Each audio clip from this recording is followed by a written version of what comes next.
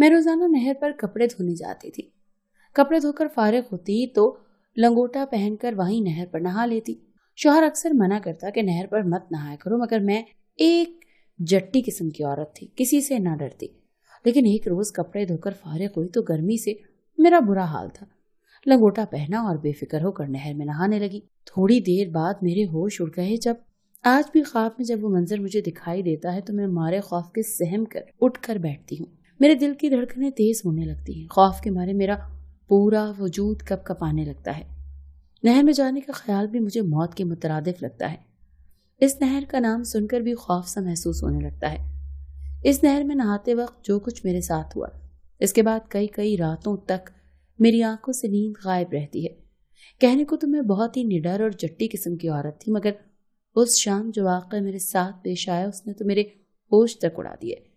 मेरा ताल्लुक जिस गांव से है वहां तक आज भी शहर के शोर शराबे और नित नई इजादात नहीं पहुंच पाई थी। गांव की हरियाली और हरे भरे खेत देखकर ही हमारी आंखों को तस्कीन मिलती थी। मैंने गांव के सरकारी स्कूलों में 10वीं तक तालीम हासिल की और इसके बाद घर वालों ने मेरी शादी गांव के किसान के बेटे से तय कर दी। मेरा शौहर भी खेतों में खेती बाड़ी करता था। मैं शुरू से ही बहुत बहादुर और मुंह फट थी और निडर भी इसी किस्म की लड़की थी, क्योंकि मेरे अब्बा ने मेरी तरबियत ही ऐसी की थी।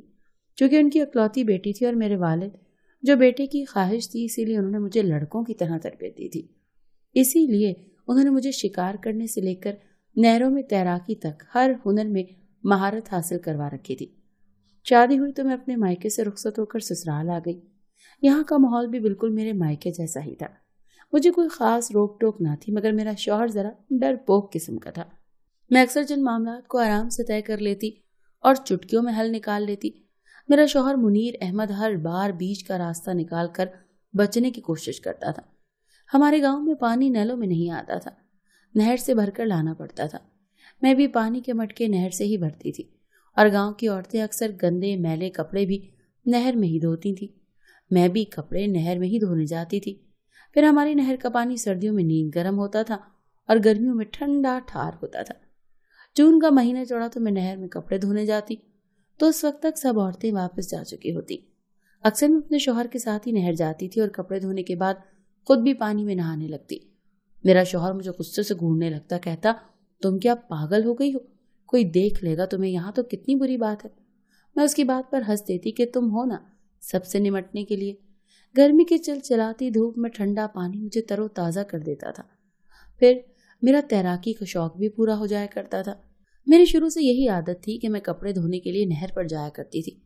ससुराल आने के बाद भी मेरी रूटीन में कोई कमी ना आई। सास चूंकि बूढ़ी थी और अब सारे घर की जिम्मेदारी मैंने संभाल ली थी, इसीलिए सुबह सवेरे घर के काम खत्म करके मैंने एक पोटली में सारे गंदे कपड़ों को रखा और उन्हें धोने की खातिर नहर की जानिब जाने लगी। मेरा ससुराल इस बड़े से गांव के आखिरी हिस्से में आबाद था। मैं कपड़े धोने के लिए पुरानी नहर पर नहीं जा सकती थी, क्योंकि वो यहाँ से काफी दूर थी। इसीलिए यहाँ मौजूद नजदीक नहर पर कपड़ों की पोटली थामे मुनीर के साथ जाने लगी। मुनीर मुझे इस बार नहर पर दूसरी जगह से लेकर गया। वहां औरतों का रश ना होने के बराबर था। सारे रास्ते हम बातें करते हुए जाते रहे। तकरीबन 15 मिनट पैदल चलने के बाद आखिरकार हम दोनों नहर के करीब पहुंच गए। इस नहर को देखकर एक पल को मेरी आंखें हैरत से फैल गई थी, क्योंकि वह नहर तो हमारी नहर से 4 गुना ज्यादा बड़ी और गहरी थी। एक पल को उस नहर को देखकर मुझे खौफ सा आया था, मगर अगले ही पल मैंने खुशी से खिल उठी। नहर का पानी बहुत ही ठंडा और शफाफ था। नहर कम से कम हमारे गांव की नहर की तरह नहीं थी, जिसमें सारा सारा दिन भैंसें बैठकर जुगाली करती रहती थी। मेरे शौहर की जमीनें भी वहीं नहर से कुछ फासले पर थी। मुनीर ने मुझे नहर के पास छोड़ा और फिर अपनी जमीनों पर एक नजर डालने के लिए चला गया, मगर जाने से पहले उसने जो बात मुझे कही वो सुनकर मुझे बड़ा अजीब लगा। वो जाने से पहले बोले कि फरखंदा जल्दी से सारे कपड़े धो लेना और नहर के पास ज्यादा देर खड़ी भी मत रहना। बाल्टी में पानी भरकर इधर खुश जगह पर बैठकर धोना। उनके चेहरे पर ऐसा कहते हुए संजीदगी दर आई थी। मैंने बगौर उनका चेहरा देखा और फिर हंसकर बोली, मुनीर तुम फिक्र ना करो, मैं कोई आम भोली भाली लड़की नहीं हूँ। अगर नहर में गिर भी गई तो तैर कर किनारे पर आ जाऊंगी। तुम बेफिक्र होकर जमीन देखा। मेरी बात सुनकर वो सर झटक कर चला गया। मुझे यूं लगा जैसे वो कुछ कहना चाहता था मगर कह नहीं पा रहा था। मैं गाने की धुन गुनगुनाती हुई नहर के किनारे बैठकर कपड़े धोने लगी। मैं कपड़े धोने में इस कदर मसरूफ थी कि अंदाजा ही नहीं हुआ कि मुझसे कुछ दूर एक वजूद खड़ा मुझे घूर रहा है। मगर जब छठी हिस्स ने इशारा किया तो फौरन पलटकर बिजली किसी तेजी से पीछे देखा। उस पल पीपल का पेड़ जिसकी शाखें नहर के किनारों और पानी के अंदर तक जा रही थी और कई कौवे एक साथ शोर मचाते हुए उड़ रहे थे। मेरा वजूद पूरी तरह से कांप गया। मैं उछलकर फौरन खड़ी हो गई, न जाने क्यों, मगर मुझे उस पल एक खौफ की लहर अपने दिल में उतरती हुई महसूस हुई थी। शायद मेरा वहम था। मुझे लगा वहां कोई मौजूद है, मगर वो शायद दरख्त के परछाई थी। वो जगह भी तो कुछ ऐसी ही वीरान पड़ी थी ना बंदा न बंदे की जात सिवाय मेरे। वहां सिर्फ झाड़ियां और कुछ दरख्त और जमीनें ही थी। जब तसल्ली हो गई कि वहां कोई दूसरा शख्स मौजूद नहीं है तो मैं सारे धुले हुए कपड़ों को अलग अलग बड़े बड़े रेतीले कपड़ों पर फैलाकर सुखाने के लिए रखा और खुद उस ठंडे यख पानी वाली नहर में नहाने के लिए कूद गई। पानी बहुत ठंडा था। मैं नहर में तैरती हुई उसके किनारे पे घूम रही थी। मुझे जहनी और जिस्मानी सुकून सा महसूस हो रहा था। मेरे लंबे घने बालों का जूड़ा खुल गया था। मेरे बाल अब पानी पर किसी मछली की तरह तैर रहे थे कि अचानक से मुझे लगा पानी में एक हलचल सी मची हो और वो हलचल मेरे ही आस पास हो रही थी, जैसे मेरे अलावा भी कोई पानी में मौजूद हो। मेरा दिल जोर जोर से धड़का कि तभी मेरे शौहर के चिल्लाने की आवाज आई। मेरा दिल दहल गया था। मैंने फौरन पलटकर उसकी जानिब देखा। वो हाँफते हुए मेरी ही जानिब दौड़ पड़ा था। वो पूरी तरह पसीने में शराबूर था। वो नहर से अभी काफी दूर था और दूर से ही चिल्ला रहा था। न जाने उसे क्या हुआ था। मैं जल्दी जल्दी हाथ पांव चलाती नहर से बाहर निकली। तब तक शौहर भी मुझ तक पहुंचा और हाँफते हुए मुझे बाजू से झंझोड़ कर बोला कि मैं क्यों आखिर इस नहर में तैर रही थी। शौहर का सवाल मुझे बेतुका सा लगा, मगर वो मेरे लिए काफी परेशान हो रहे थे। वो बोले, जल्द ही मैं घर के लिए निकलूं। ये नहर है, इसमें कोई किसी किस्म के जानवर भी रहते हैं और तो और कई उबाश किस्म के लड़के यहाँ नहाने के लिए चले आते हैं और तुम यूं ही बगैर पर्दे के इसमें नहाने के लिए उतर गई थी। शौहर के अल्फाज सुने तो मैं झट से बोली कि मैं कोई डरी सहमी डरपोक लड़की नहीं हूं, न ही किसी लोफर लफंगे में इतनी हिम्मत है जो मेरी जानिब आंख उठाकर भी देख सके। और वैसे भी ये जगह वीरान पड़ी है, कोई नहीं आता यहाँ। हालांकि कुछ देर पहले ही मुझे इस नहर में अपने अलावा किसी दूसरी चीज की हरकत का भी एहसास हुआ था। शौहर को मेरे अल्फाज से तसल्ली हो गई तो वो खामोश हो गया। रात को सोते वक्त मैं यही सोचती रही कि आखिर नहर के उस हिस्से में मेरे अलावा दूसरा कौन था जो मुझे बज़ाहिर तो नजर नहीं आया, लेकिन उसके वजूद को मैंने महसूस किया था। अगले रोज मेरे सुनने में आया कि जहां मैं नहर के पास गई थी उस जगह गांव की कोई भी औरत नहीं जाती और जो ही जाती है वो चंद रोज बाद ही गायब हो जाती है। मुनीर ने जब ये सुना तो मुझे उस जगह ले जाना छोड़ दिया, लेकिन मुझे गांव वालों की इस मनगढ़ंत बात पर यकीन नहीं था। मुझे लगा झूठे किस्से कहानियां हैं, बल्कि वो जगह तो बड़ी ही पुरसुकून है। मैं बड़े आराम से वहां कपड़े भी धो लेती हूँ और लंगोट पहनकर नहा भी लेती हूँ। अब मैं मुनीर से छुपकर वहां कपड़े धोने जाने लगी। वहां कोई मौजूद नहीं होता था, इसीलिए अपनी तैराकी का शौक भी वहीं पर पूरा कर लिया करती और ठंडे पानी में मेरे आसाब पुरसुकून हो जाया करते। मेरा रोज का यही मामूल बन चुका था। मैं जब तक तैराकी ना कर लेती मुझे बेचैनी सी महसूस होने लगती।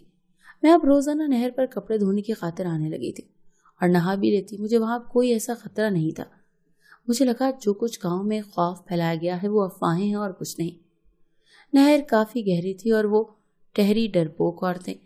यही सोचकर मैं सर झटक कर उस नहर में रोजाना कपड़े धोने के बाद नहा लिया करती थी। हर शाम वहां कई उबाश लड़कों का गिरोह महफिल सजाता था, जिनका काम वहां बैठकर कई नशावर मंशियात का इस्तेमाल करना था। शायद उन्हीं की वजह से इस नहर पर ज्यादातर औरतें नहीं आती थी। शुरू में 2-3 दिन जब मैं लगातार कपड़े धोने की खातिर जाने लगी तो मेरे और मुनीर के ताक़ुब में चंद लोफर लफंगे लड़के भी आने लगे। जो ही मुनीर वहां से जाता तो इनमें से कुछ पीपल के पेड़ के नीचे बैठकर मुझे चुभती हुई नजरों से घूरने लगते। एक रोज जब उनमें से एक मेरे पास आकर बात करने की कोशिश करने लगा तो मैंने मुनीर की लाई दरानती एक झटके से निकाली और उस लड़के के कंधे पर वार कर दिया। मेरी वो बहादुरी और हिम्मत देखकर वो सभी लड़के वहां से भाग खड़े हुए। दोबारा इनमें से किसी ने मेरे साथ कोई बुरी हरकत ना की, मगर कहीं ना कहीं मुझे लगता था कि वो उसका बदला मुझसे जरूर लेंगे।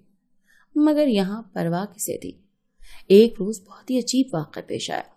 मैं जब नहर किनारे कपड़े धोने लगी तो मुझे आज नहर का पानी कुछ गदला दिखाई दिया।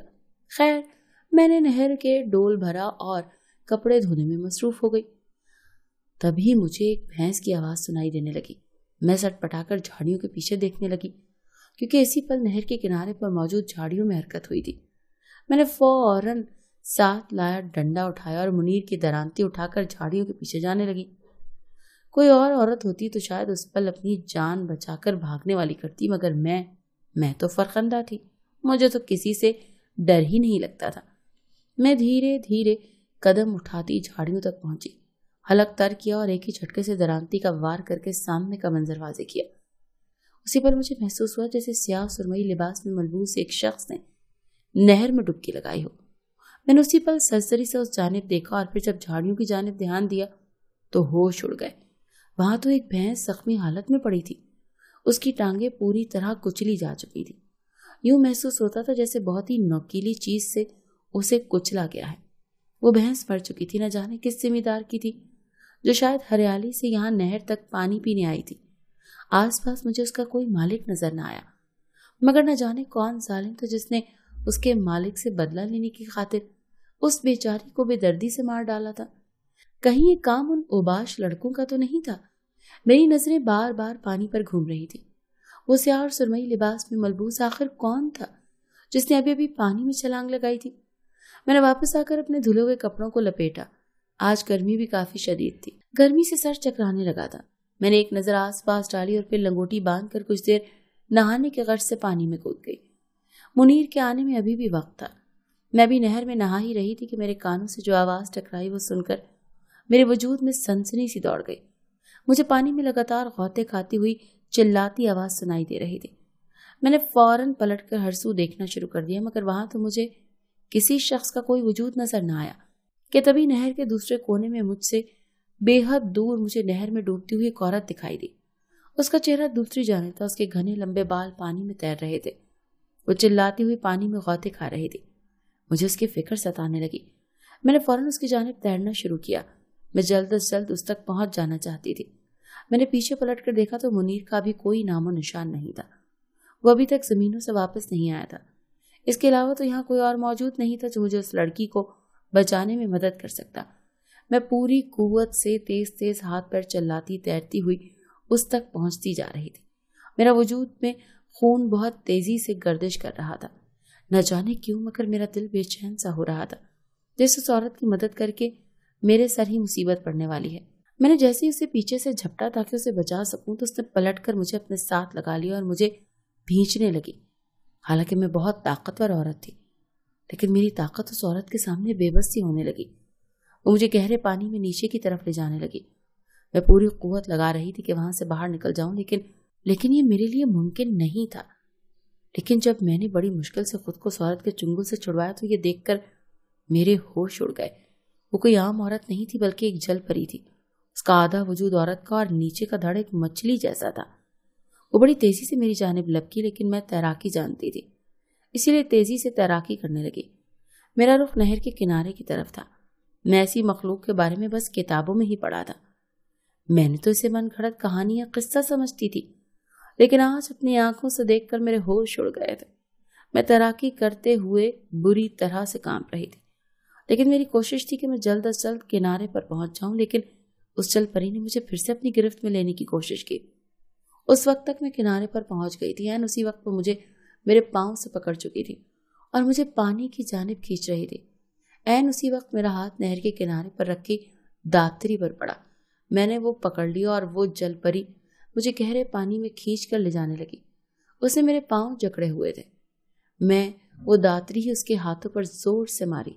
एकदम उसकी गिरफ्त मेरे पांव से छूट गई और वो तड़पने और मचलने लगी। नहर के इस हिस्से का पानी सुर्ख हो चुका था और इस दौरान मैं उसके पेट पर भी वार कर चुकी थी। उसी वक्त किनारे पर खड़ा मुनीर मुझे पुकार रहा था। मुझे लगा जैसे वो जलपरी दम तोड़ चुकी है और बेजान हो चुकी है। मैं अपने साथ उसे भी किनारे पर ले आई। उसे मुनीर की मदद से बाहर निकाला। वो भी जिंदा थी, उखड़े उखड़े सांस भर रही थी। वहां और भी मर्द जमा हो चुके थे। उस लड़की ने बताया कि वो हमसाए मुल्क की एजेंट थी और गांव में खौफ व हिरास पैदा करने के लिए जल परी बनी हुई थी और जो भी नहर में आता उसे मार देती ताकि गांव वाले डरकर गांव छोड़कर भाग जाए और फिर वहां उन लोगों का कब्जा हो जाए। हमारा गांव इंडिया के बॉर्डर के पास बना हुआ था और वो नहर के जरिए ही वहीं से आती थी, लेकिन अब मर चुकी थी। मुझे पुलिस वालों ने उस लड़की को मारने पर इनाम भी दिया था।